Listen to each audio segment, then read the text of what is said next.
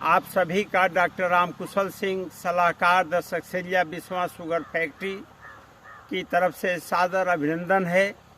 आज शारदा प्रसाद मिश्र जी के ग्राम सलौली में आलू के साथ गन्ना की सहफसली खेती कैसे करें और अमृत जल से अमृत मिट्टी कैसे बनाएं। मेरा आशय मित्रों ये है कि आज के परिवेश में बढ़ती हुई आबादी को पूरी जनसंख्या को भोजन देने के लिए ये आवश्यक है कि जो हमारे खेत की मृदा बार बार रासायनिक खाद डालने से इसका पीएच बढ़ रहा है, यानी जो उपलब्ध नाइट्रोजन फास्फोरस पोटास है उसको लेने की मात्रा कम हो रही है, तो अवेलेबिलिटी बढ़ाने की आवश्यकता है। पीएच को नीचे लाके 7.02 करने की ज़रूरत है। साथ में जो क्षरण हो रहा है, मृदा कार्बनिक कार्बन का जो क्षरण हो रहा है, इस क्षरण को पूरा करने के लिए हमारे पास गौमूत्र आधारित गौ माता के गोबर, मूत्र, गुड़, बेसन और वर्जिन सॉइल से बने हुए जो जीवामृत है, जिसको अमृत जल कहते हैं, जिसमें क्यों बात आती है कि जिस कार्बनिक कार्बन को 10 साल में ठीक किया जा सकता है, यहाँ पर मुश्किल से 2 वर्ष में ठीक किया जा सकता है। अमृत जल की सहायता से अमृत मिट्टी बनाई जा सकती है। यह संभव इसलिए है कि जो अमृत जल है उसका पीएच 4.92 होता है। इसमें नाइट्रोजन की मात्रा 1.96 प्रति ml होती है। इसी तरह फास्फोरस 0.173 ml प्रति ml होता है।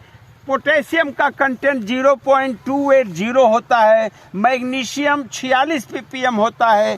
कापर 51 ppm होता है। और इसके साथ जो माइक्रोबियल जीवाश्म के द्वारा जो सूक्ष्म जीव हैं, जो जीवामृत जिसको अमृत जल की हम बात कर रहे हैं, उसमें बैक्टीरिया 10 पर 5 शून्य बना दीजिए तो उतनी मात्रा बैक्टीरिया की 810 CFU पर ml बैक्टीरिया होती है।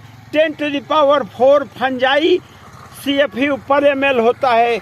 एक्टिनोमाइसिटी जो डिकम्पोजिशन के लिए और नाइट्रोजन फिक्सेशन के लिए मशहूर है, वो 10⁴ 04 CFU पर ml होता है। नाइट्रोजन फिक्सिंग जीवाणु 10⁻56 CFU पर ml होते हैं। पी सॉल्युलाइजिंग फास्फोरस सॉल्युलाइजिंग बैक्टीरिया 10⁻72 CFU पर ml पाया जाता है।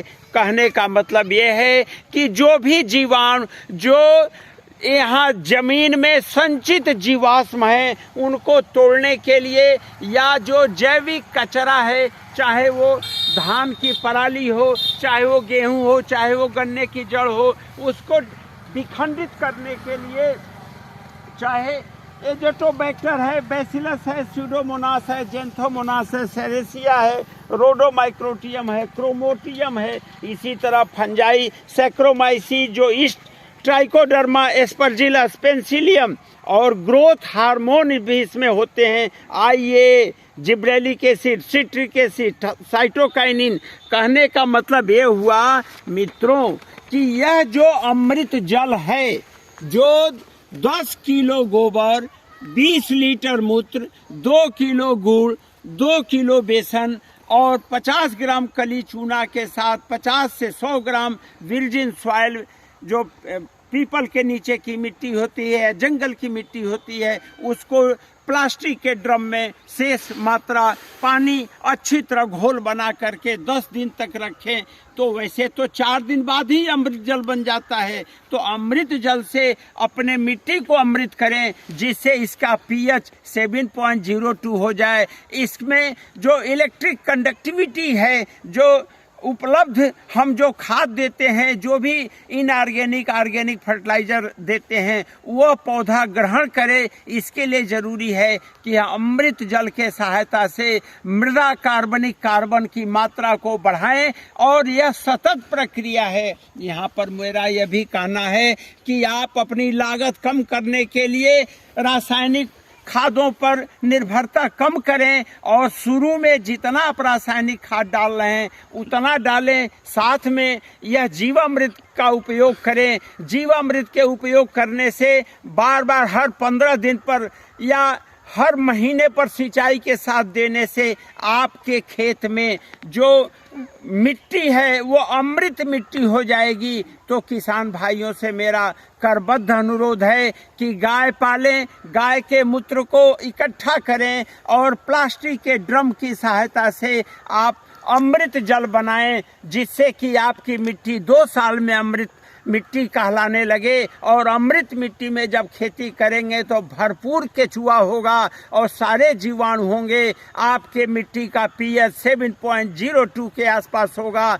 जो इलेक्ट्रिक कंडक्टिविटी है वो 0.78 से 1.46 तक होगा। तो सबको लेके चलें, सभी जीवाणुओं को लेकर के चलें और अप्राकृतिक खेती करें। कार्बनिक मात्रा किसी भी तरह से किसी भी फसलों से इसको जलाएं ना, और गौ माता को पुष्टाहार दें, गौ माता की रक्षा करें। जय हिंद, जय भारत।